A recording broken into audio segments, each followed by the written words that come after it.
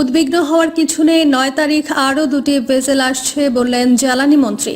জ্বালানি তেল নিয়ে উদ্বিগ্ন হওয়ার কিছু নেই বলে মন্তব্য করেছেন বিদ্যুৎ ও জ্বালানি মন্ত্রী ইকবাল হাসান মাহমুদ টুকু। শনিবার প্রধানমন্ত্রীর কার্যালয়ের ৪ নম্বর গেটে উপস্থিত সাংবাদিকদের এই কথা বলেন তিনি। আগামী ৯ মার্চ আরও দুটি ভেসেল আসছে জানিয়ে ইকবাল হাসান মাহমুদ টুকু বলেন, আগামীকাল থেকে ভ্রাম্যমাণ মোবাইল কোর্ট কাজ শুরু করবে। সাধারণ মানুষের মধ্যে যে প্যানিক কাজ করছে তার কোনো যুক্তি নেই। তেলের পর্যাপ্ত মজুদ রয়েছে, আতঙ্কিত হওয়ার কিছু নেই। বিকল্প উৎস থেকে তেল সংগ্রহের চেষ্টা করছে সরকার। তিনি আরো বলেন, আজকে এই সমস্যাটা সৃষ্টি হয়েছে মধ্যপ্রাচ্যের যুদ্ধের জন্য এবং স্বাভাবিকভাবে জ্বালানি উদ্বিগ্নতা মানুষের জন্য বেড়েছে।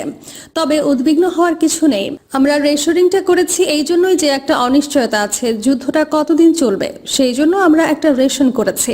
কিন্তু মানুষ এই রেশনটাকে ভয় পেয়ে স্টক করা শুরু করেছে। আসলে আমাদের তেলের কোনো অভাব নেই। শুধু তাই না, আগামী ৯ মার্চ তারিখে আরো 2 ভেসেল আসছে, সুতরাং তেলের কোনো সমস্যা নেই। আমি সবার কাছে অনুরোধ করব, বিশেষ করে মিডিয়ার কাছে অনুরোধ করব, জনগণকে এই মেসেজটা দেওয়া যে তাড়াহুড়ো করে তেল কেনার দরকার নেই। আমাদের আছে, মজুদ আছে। আমরা পেট্রোল পাম্পে তেল দিচ্ছি এবং চলবে। এটার জন্য লাইন দিয়ে সারা রাত জেগে থাকার কোনো প্রয়োজন নেই। মানুষ গেলে তেল পাবে। এক প্রশ্নের জবাবে মন্ত্রী বলেন, পাম্প ম্যানেজমেন্ট আছে, আমরা নির্দিষ্ট পরিমাণে তেল দিচ্ছি। এখন কোনো পাম্প যদি জলদি বিক্রি করে ফেলে, তারপর তো আর ওই দিন তেল পাবে না, তার পরের দিন ওয়েট করতে হবে। সেটার জন্য আমরা মনিটর করছি। আমরা দেখব যাতে এরকম কম হয়, সেই বিষয়টা দেখব। আমরা কালকে থেকে আমরা মোবাইল কোড নামায় দেব।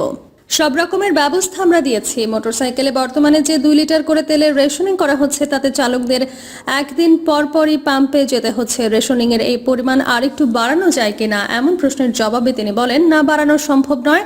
আমি তো আগেই বলেছি যে আমাদের পর্যাপ্ত মজুদ আছে, কিন্তু যুদ্ধ কবে থামবে তা আমরা কেউ জানি না। তাই আগে থেকে নিজেদের প্রস্তুতি নিতে হবে এবং সঞ্চয় রাখতে হবে।